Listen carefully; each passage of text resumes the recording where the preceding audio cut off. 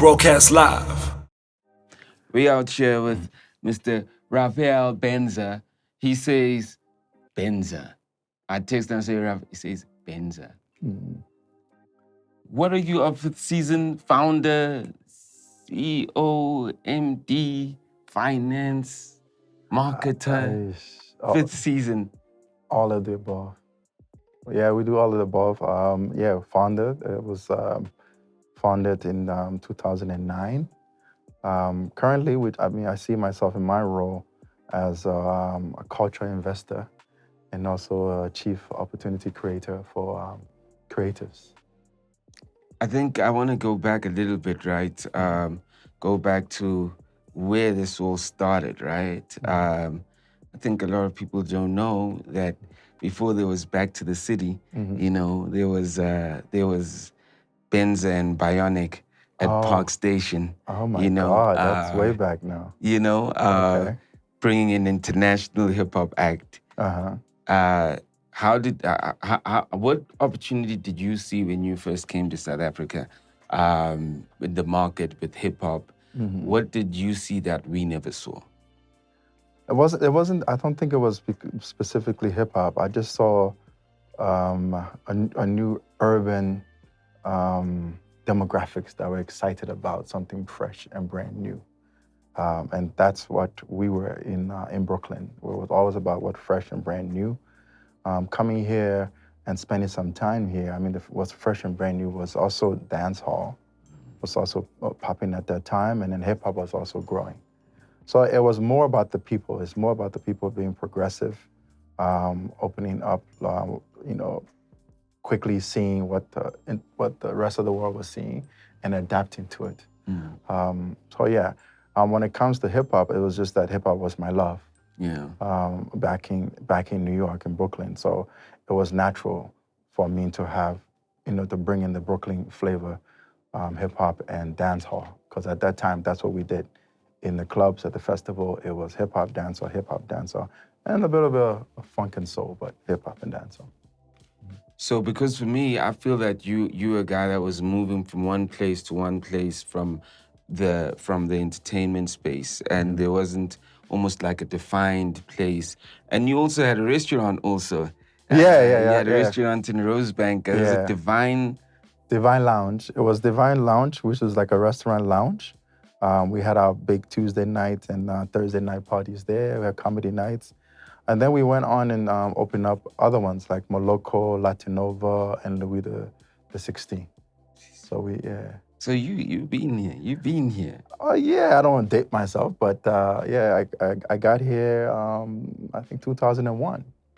That's crazy. 2001, and then we did the hip hop festival Black August. I think it was 2002. Yeah. Yeah, that's where we got our I guess we cut our teeth in the large music festival concert space here. Yeah, for me, you're like the guy I never wanted to speak to. Y'all both were assholes, you and Bionic. But Bionic was like the local asshole, so I could literally negotiate with the local asshole to ask if if Squatter Camp could get on the concert, Yeah, but you did though. We did. There you go. We did. Yeah, but you were like the untouchable asshole, and then I got good with the local one, and we all good now. Okay.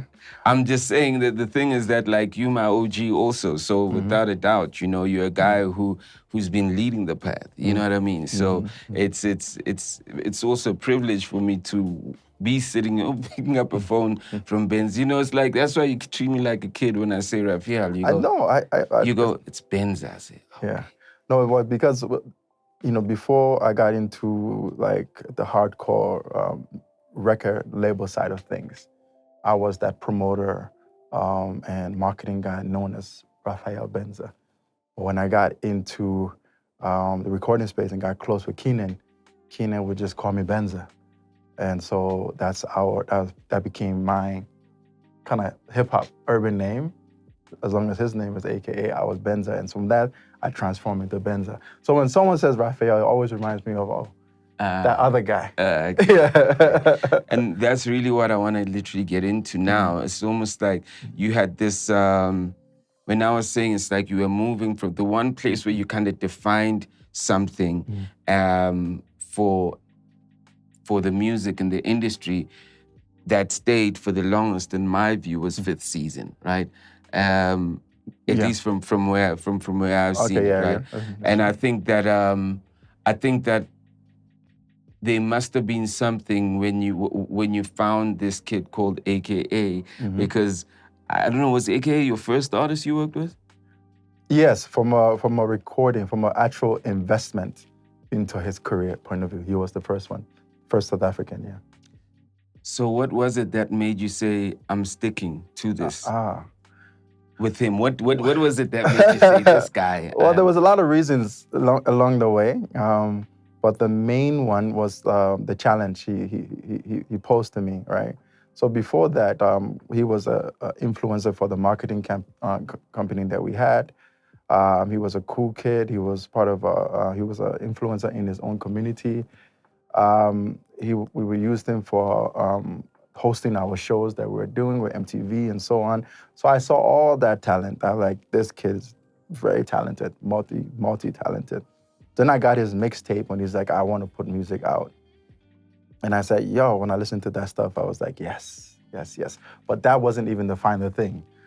Because at that point I had no record label experience. Yeah. You know, I knew how to market, I knew how to manage, but I didn't know how to be a record label. So we went to the record labels and tried to sign him up, and they all turned him down. They all said, nah, he's no squatter camp.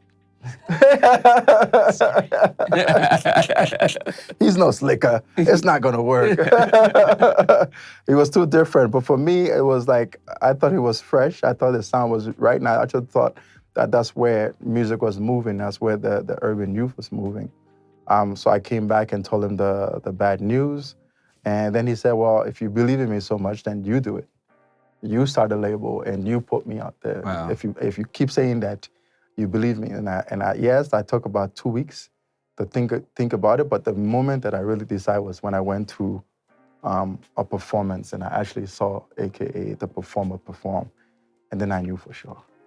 That was it. That was the last deciding point when I saw him perform. Not just a guy who was on stage hosting or doing his thing for MTV. When I went to a little underground show of his, and I was like, this kid can write, he can produce, he's nice on stage, he has a personality, and he can perform like this. There's no stopping him. All he needed was an investor. Sure. And that's what we did. Damn. So that's crazy. So essentially, just like the trajectory of your life literally is so paired with like his life, essentially. It's almost like... Yeah, with the solo artist, that's AKA, because he was performing before, and I think that's one of the reasons why he was comfortable on stage. Yeah. Because he, as a younger guy, he was with Entity. Yeah. So yeah, he had that already heads up over most artists around the age of 17, 18. He was already comfortable on stage, yeah. Yeah, but I'm just saying that, like, even when you look at and I always say things are through small conversations, right? The seed of Fifth Season literally was almost like a challenge. Yes. By AKA. Yes. Jeez, do people even know that? My partners did, because we went bankrupt. And they all left me. They're like, oh, Benza, we started a marketing company. All of a sudden, now you're investing in this guy. All our money is going in this guy. We can't stay. Our partners was Melanie Ramji. We started a marketing agency together, and Ninel. And they're both like, we're going broke. The first album, we made crazy mistakes, and we lost our shirts. I actually moved from my house. I moved into an apartment. We lost our shirts because we didn't know what we were doing. We had no idea. It was our first one, and no one else really wanted to help us. But I knew it would pop off if I just invested. And yeah, for a year and a half, we made show money, a little bit of show money. That's how we survived. But yeah, we learned from the mistakes. And yeah, that's how Fifth Season started, as a record label and a cultural investor for what you see now. Sure. So it's almost like you lost a team member then, not just like an artist. It's like it's almost like you lost a team member. Although it's not like you had equity, but like when you sit with the team of guys and someone plants an idea, they become a team member whether they're in equity or not. You know what I mean? Yeah, no, he was more than a team member. He was a team member. He was like a son. He was a motivator. He motivated me to be stronger, to follow my passion. And in the end, he was my partner. Yeah, I was part of his executive team, and he was also. There was two of us, the executive team of our label. So yeah, I lost a lot. Lost a friend as well, a compatriot, someone who was also, influencer in my life, and then also my kids. My kids knew him dearly as well. Yeah. That's crazy, man. I'm sorry for that, man. I'm sorry. I mean, one never knows, obviously, how the intricacy of how people connect. We always see AKA with Tibbs, and then Benza took AKA, but you never knew that AKA actually said, "I challenge you." Yeah. And he opened the door. He opened the door to that side of the business, because I think he appreciated that we were managing his career, as a personality. He was also excited that we were giving him opportunities to be on stage, Actually, with the story with Tibbs, rest in peace. The story with Tibbs actually became an employee of ours. So Tibbs was working for us, and we actually funded Show Love parties, and we were marketing and promotion for Show Love parties, and he brought Keenan in and said, "You got to check out this kid." Yeah, that's how it happened. So yeah, Tibbs was an employee of Fifth Season, and then when Tibbs became AKA became Tibbs' primary task. So he was RM and he was everything. Okay, so that's the relationship there. Yeah. See, we don't even have that detail. I guess you have to wait for the Netflix special. Yeah, I saw something written AKA. I was like, is it already out? There's some movie that came out, I was like, already out, That's crazy. Well, that is really where we wanted to go to is so with all this history, I mean, you literally know so much about them, man. And obviously Tibbs also, because he was also working for you guys once upon a time. And I'm glad that's cleared, because now we know how the dynamic kind of connected, and Benza doesn't have to be the bad guy, I'm just saying. Okay. So right now, I've been seeing a lot of posts since he's passed, and I've actually never seen you in such you always like a tough guy, like straight, but I've never seen you so vulnerable, at least from your posts, you've just been showing a lot of vulnerability. How, I mean, like, where were you when you hear this, and what are you thinking, and what do you do? You know what I mean? Yeah, I was actually in my bedroom when I got the call. I got a call from two people who were saying, "Did you know? Did you know?" And I'm like, "No, that's not happening. That's not true." Two friends who were not in the industry. And then I spoke with Tiamo. Yeah, it was a night, I think around 11 p.m. I think it was a Friday night.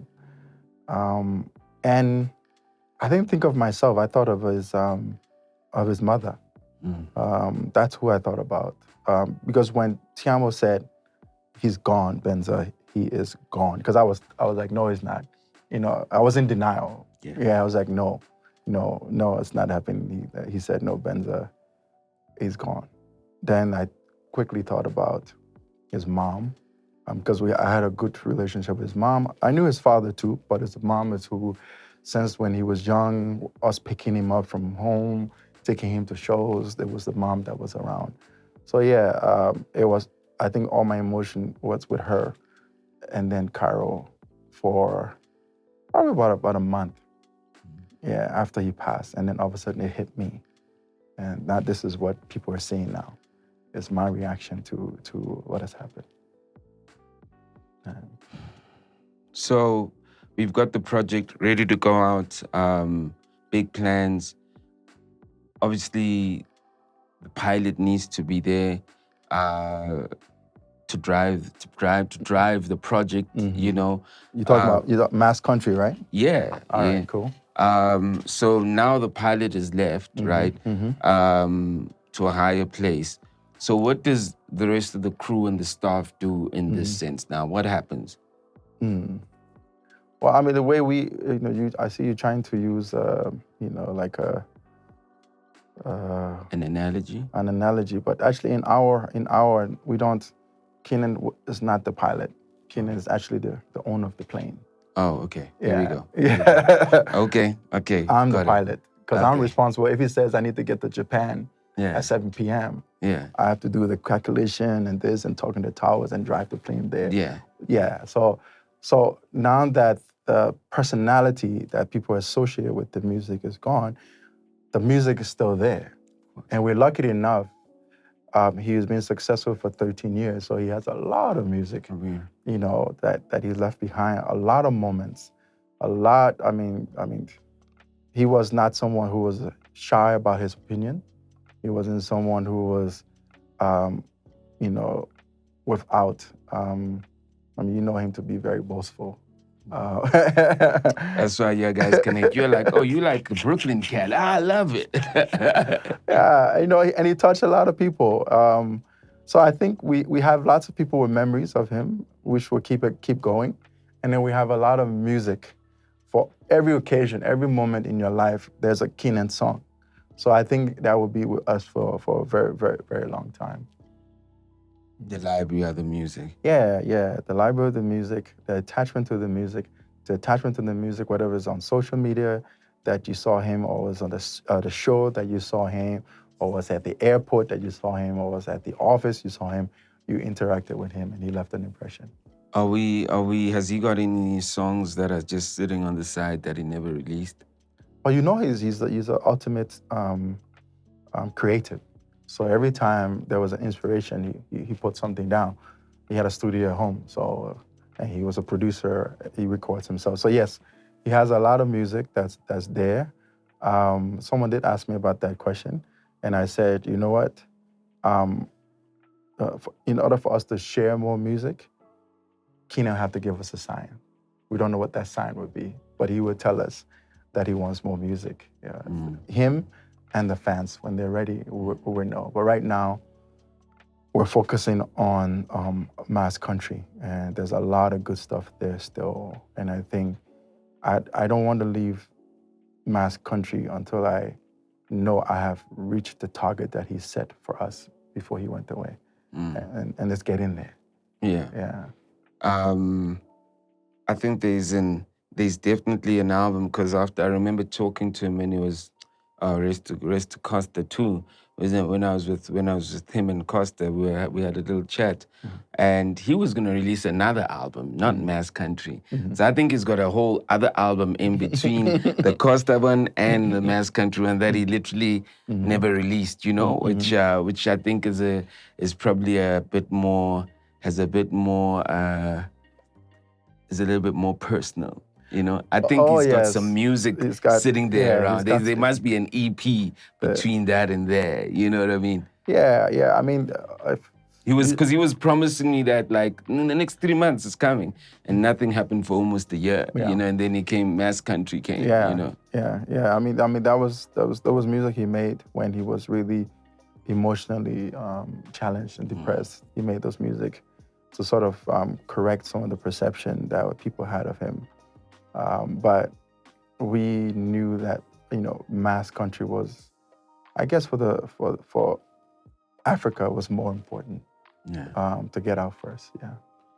How do you? And this is maybe like also like a personal engagement conversation, but I mean, I know Keenan had his own mind, right? Were you the guy that was able to make Keenan listen? Is there anyone that Keenan would listen to? And I'm just trying to find the person that Keenan would listen to. Is there a person that Keenan would listen to?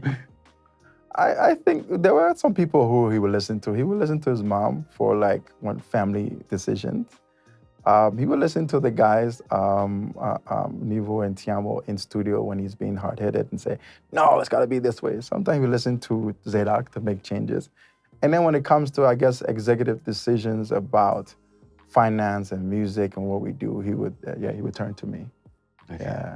Yeah. Okay, so so if you are not in any one of those, kind of forget you. Yeah. I mean, but he was a very smart guy, very emotional, very Pan-African. Contrary to some people thinking, he was very proudly South African, but he was also a Pan-Africanist. And we would have deep conversations about like the last time we traveled together was Namibia, and I think it was probably Jan or December, and he got really pissed off at the airport when he landed and he had to apply for a visa. It was like, why an African, especially a South African, have to apply for a visa when you land in Namibia?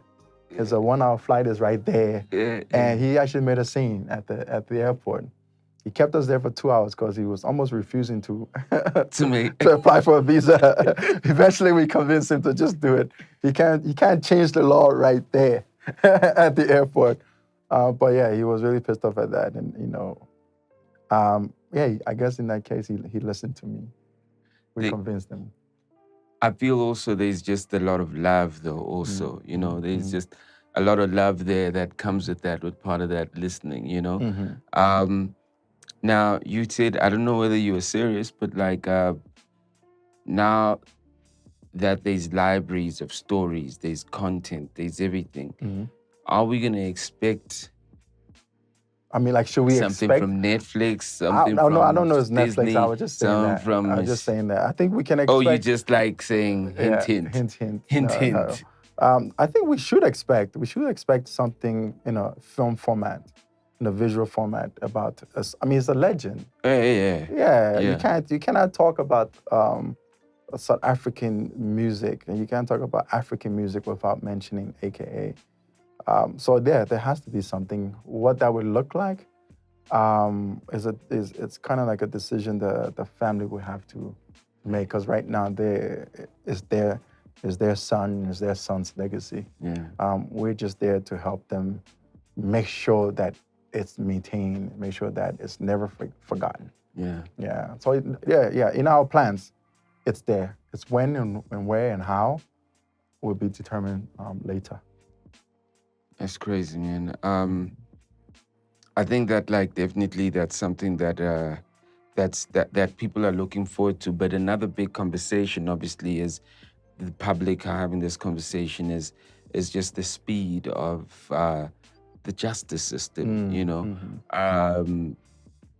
There are people, obviously, artists that are also talking, and you obviously like work close to Keenan. You're close to the family. What are your thoughts with the speed of this justice?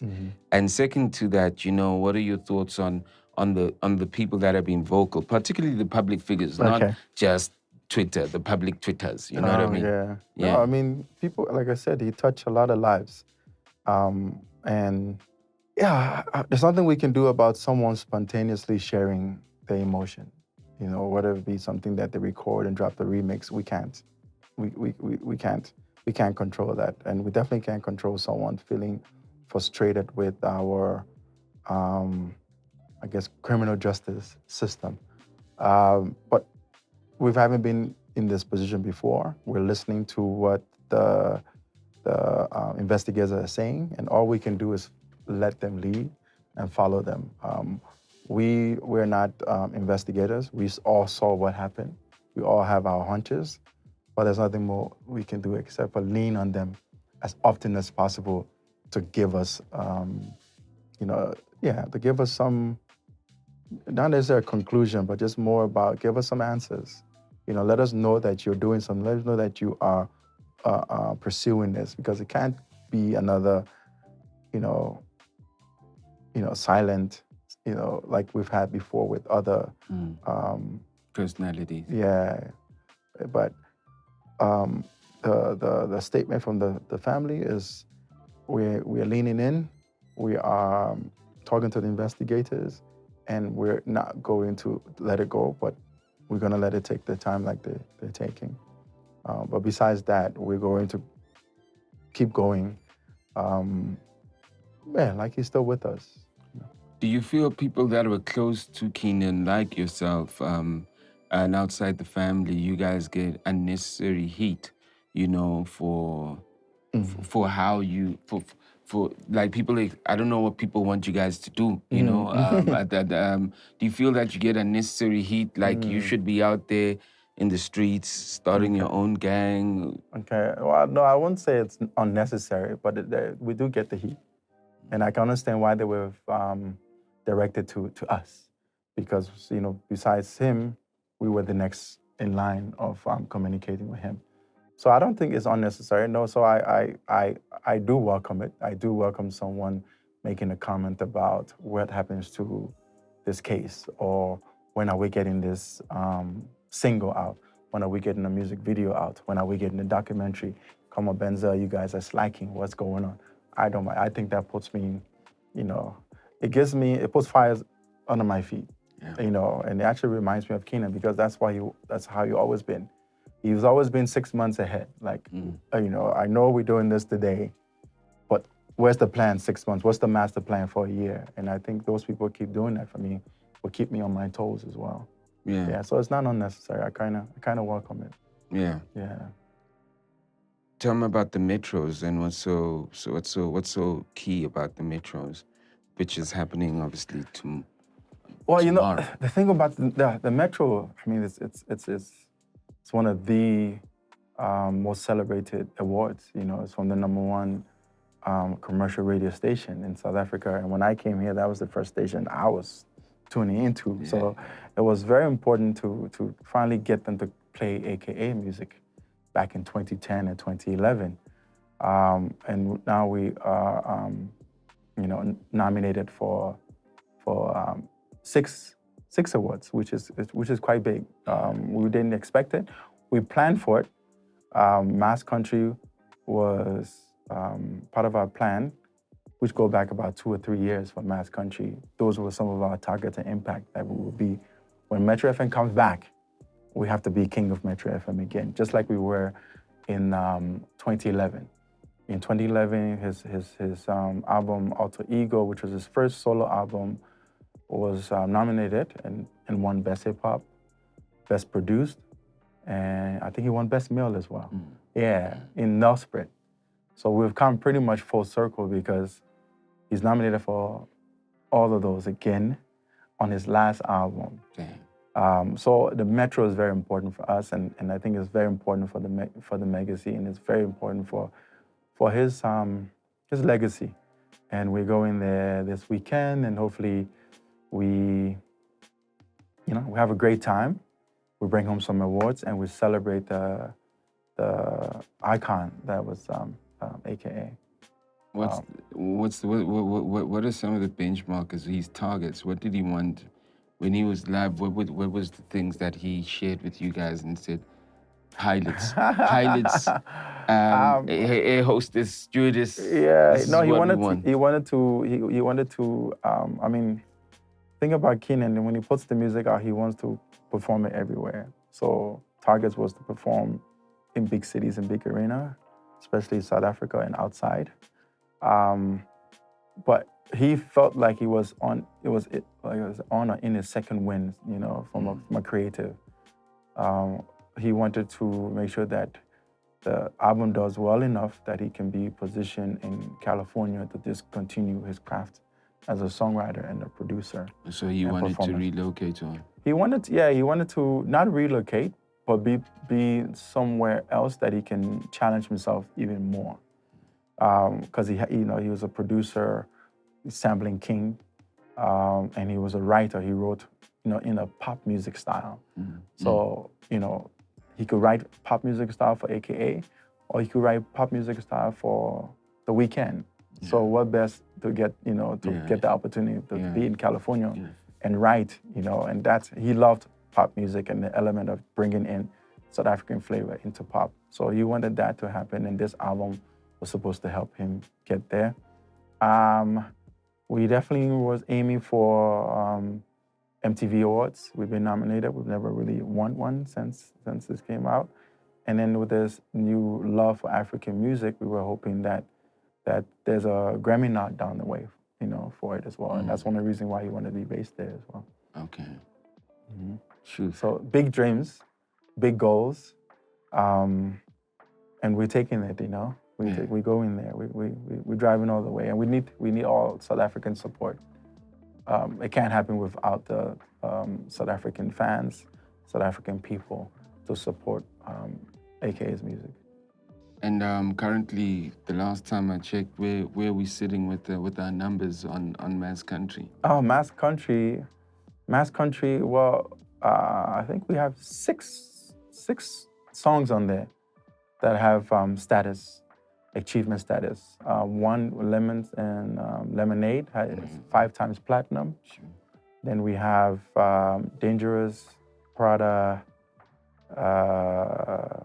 Actually, Company's platinum. Oh, yeah. Yeah, and Sponono is also platinum. Oh, right. And then 3 other ones are gold. So we're getting close to perhaps the first South African hip hop album in a long time that actually go platinum as an album, not just singles. So we get in there. Yeah. But that's not where we aim to stop. We're gonna get the fans some visuals to look at. We're gonna give them something archive that we're gonna try to put out, maybe for a lyric kind of video. We've heard them say, please make up something animated. So we heard them. We're gonna actually do that for them. Okay. Give them animated video for one of the song, because the song "Dangerous" is doing so well with Nadia and Blackie. We're going to probably shoot a video for that. So there's visual that's gonna go along with that, with the music. That's crazy, man. There's it's I don't believe that we're talking about him like he's not here, you know what I mean? Yeah. And you're the last guy I want to speak to, you know what I mean? Like, but you all I have now. Yes. Yeah. I mean, but what else though, that you feel that just to keep the memory of AKA alive, I don't think there's much you can do, because this guy has made music that you have no choice but to keep him alive, right? Yeah.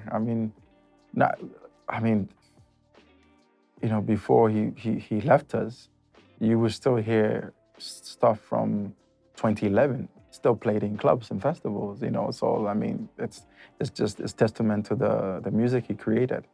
So it wasn't because he's not with us that we're going to, play the old stuff. It's because the old stuff to us is still current and meaningful to us. It's 13 years as a solo artist. Besides just driving you and just motivating you, being around Keenan as a human being, because every person you experience has some type of impact in your life. What is the one thing that literally you're gonna miss, that you won't be able to kind of physically interact with anymore? He was a funny guy. Yeah, his impression, he was a great impersonator. Whenever we were together, it was laughter and jokes. No matter if it's just the 2 of us or 5 of us, I'm gonna miss that. I'm gonna miss seeing him in 2 occasions, leading a recording session. I'm gonna miss that at all. Wherever we went, whether it was Ghana or Nigeria or Durban, the recording session, he was that ultimate maestro. Yeah, he was able to take out songs and sounds and lyrics from writers like the way no one else could. I'm gonna miss that and seeing him on stage. I'm gonna miss that a lot. That was, like I said, that's what sparked my interest, what made me believe. And even as recent as December in Namibia, he showed me again. He reminded you? Yeah, he reminded me again. He was like, we were there, we were like, typical promoter told us, oh, it's a small space. It's just this and that. So we came without the band. We just came with the DJ and him. We got to the venue. It's like 1,000 people space. It was a big ass stage. Yeah. Someone inexperienced would be scared and run away. Yeah. But he was like, you know what? Fuck that. We're gonna do it. I'm in Namibia. My people love me. I'm gonna do it. And he did like an hour, 15 set on stage, just him with his DJ, and he killed it. He loves that. And the sound quality wasn't that great either, but he made it work. You know, other people would be like, "Nah, I'm not getting on stage," but he made it work. He came to the Unplugged also, a live TV show. Mm-hmm. He performed like there was an audience. Mm. He performed, and at the end he goes, you're not gonna find a better performer on this show. We done. I like, yeah. This is our New Year episode. You know? Yeah. Oh man, that's incredible, man. I want to miss those things about him. Yeah. What are you? You know, there's also so much knowledge. Mm-hmm. You're gonna engage with a lot of artists. Mm-hmm. If you're shaping an artist today and you work with a lot of artists, and I'm sure there's different things that you go, that's great about that one, that's great about.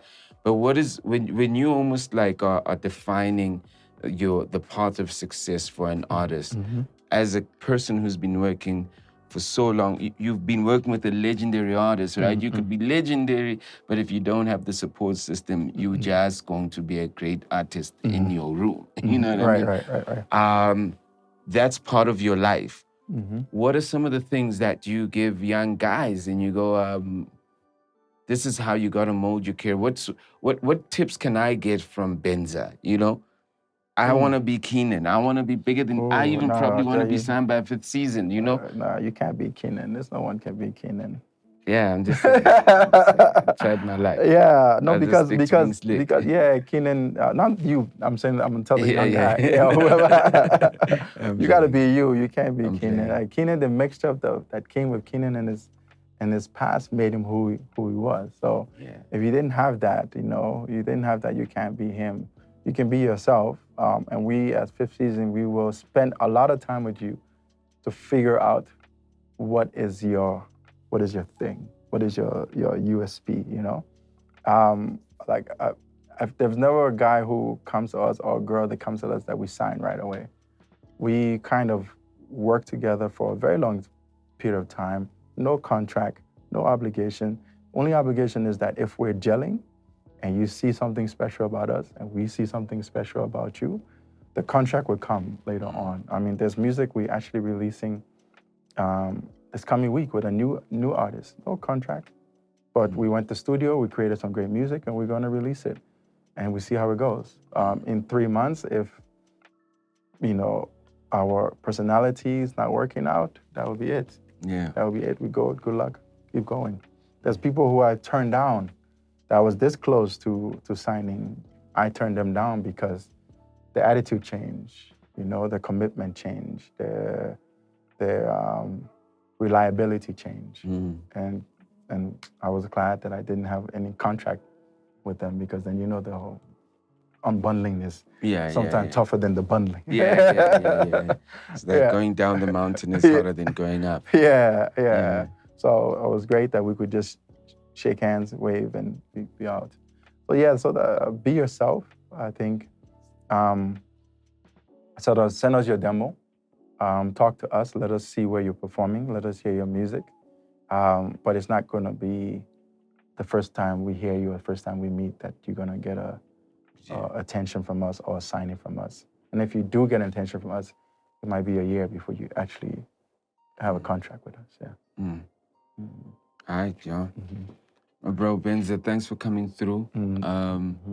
As I say, and shout out, man, just for the work you've done. You actually... shout out to you guys for the work you've done. You guys have done really fantastic. I envy you and the team. Benza. I do. See, he won't tell you guys that this guy and I supposed to be a business partner, but no, he's too good for me. This guy, yeah. This guy here, But no, I'm being real. It's a privilege for me. I think I'm very lucky to experience you in this way. I met you as I knew about you as a kid, and you were like that guy over there with the American accent who's got a restaurant in Rosebank. I'm a kid coming in from the East, you know, and just to engage with you a couple of times we've had, and just to also have this chat. I just want you to know that you are literally like an OG. You're a culture mover. And you've done so much, and unfortunately we had to lose AKA for me to even say this, but you're definitely a culture mover. You've been resilient, and you know, all, whether it's the T effect, whether it's Ami, whether it's these are people that you've actually like have taken something from you so they can be. I always say if people can't be better than you, then you haven't done a great job. Yeah. If they actually really want to do something, and you've literally like planted some seeds, you know, out there in the game that people don't even know. You're out here, everybody trying to own a club, but you've been out here not club hopping, club running. Yeah. You know, restaurant running. Thank you. Yeah, I think I have to give credit to my mom. She was an entrepreneur of note. Yeah. And I guess that kind of rubbed off. Yeah. Yeah. Benza. Yeah. Benza. 5th season. 5th. No, it's this one. Oh, all right. You can see that's why we can't be partners. You can't even do the sign. Oh, look at this. I'm a little bit crippled. Listen, 5th season, whether you like it or not, we're gonna get it right. Yeah. Make sure you vote for. What's the numbers to vote for the AKA joints? For Metro FM. Metro FM, yeah. It's closed now. Is it closed? Yeah. But we got a lot of great support. He trended for 3 days on Twitter. South Africa came forward and they voted. We're just gonna wait for the numbers to be tabulated, and we will know. I mean, we all know that AKA is being loved, but just what does it look like when he's gone? You know, how does it feel when you just see these streams of people that, even the people that probably like hated him are like, we never hated him like that. You know, while he was alive, yeah, we could, but no, it ain't like that. You know, how does that feel though? Just seeing that support, you know. You know, when you're in something, you don't really see how it affected other people. It's only now that I really see that it affected people, and it's actually. One is making me feel proud that we really did something. You did. Yeah. Don't doubt it. Yeah, we really did something. I mean, like when the news broke, we got calls from everywhere, as far as China to Australia, to people, you know, we met when we were in France, that I just thought that we spent 3 days with these people, but they're gonna forget us. But we got messages from Morocco, we got messages from Nigeria, and like, yeah, we really did something. They reminded me, like, oh, remember you guys were here in Lagos for 3 days, we did this. I was like, oh yes, I forgot. You know, there was time where Keenan and I went to Lagos for I think it was for an award show. We were there the first night, we won the award. We were supposed to leave out the next night. Keenan, I couldn't find Keenan the next day. And Keenan really went underground for like 3 nights. When he came back out, I found out that he came back out of being underground on Instagram, and he was there half naked with Burna Boy. So he had gone to Burna Boy's house, and they were there for 3 nights just being Nigerians. We missed our flights. I didn't know where the guy was. I couldn't call his mom and say, hey, I've lost your son. He's in Nigeria somewhere. Oh man, that is like a worrying call. Nigeria's so big. When was this? I don't remember what year it was, but yeah, it was before Burna became. You know, it was around Baddest and All Eyes on Me. Yeah. We went to Nigeria. He was actually like, I don't want to go to Nigeria. I got shows here, but let's go win this award, and we'll be out the next day. We're gonna be out the next day and come back to SA. Next day, Keenan had disappeared. For 3 days, I didn't see him, searching Nigeria for him. Then he popped up half naked with weed everywhere with Burna. And they drove him out of wherever that was. Yeah. And he came back to the hotel finally. But he had a great time. They made music, they have fun, they just, yeah. And he literally, you know, I don't care what people say. When we went to the rest of Africa, it was because of a channel. But he was like an advocate of like expanding, like taking. He literally, I mean, obviously, you having that vision. I think that he really pioneered and owned the idea of getting out of South Africa. Yeah. You know what I mean, and connecting with the rest of Africa. Some of those things, some of those trips we paid for. Like we took money from shows and said we're going to Ghana for 3-4 days. We hung out with Sarkodie. We made music with Sarkodie or Sarkodie. We did it in Tanzania. We paid for our own flight to Tanzania to do stuff with Diamond and the other artists that are there. Yeah, because he wanted to connect. He wanted to be there. He wanted to be with those guys, and he was inspired by them. You know, he was just a musical artist, and wherever the inspiration came from, whatever you felt something new or natural raw energy from, he wanted to go there. Yeah. And I think he saw South Africa he saw South Africa like he was an outsider. That's why he was able to love it so much.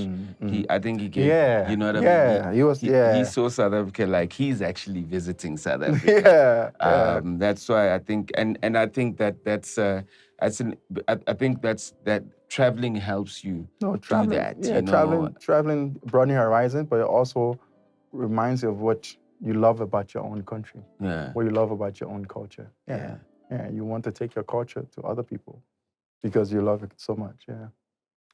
Benza 5th season, Nizulu situspanile. You worked, bro. Thank you. Well, we keep working. It's not over yet. You keep working, but you've worked. You've got a whole chapter, series, movie, documentary, just of one artist at 5th season. Thank you. Congratulations. Thank you. Broadcast live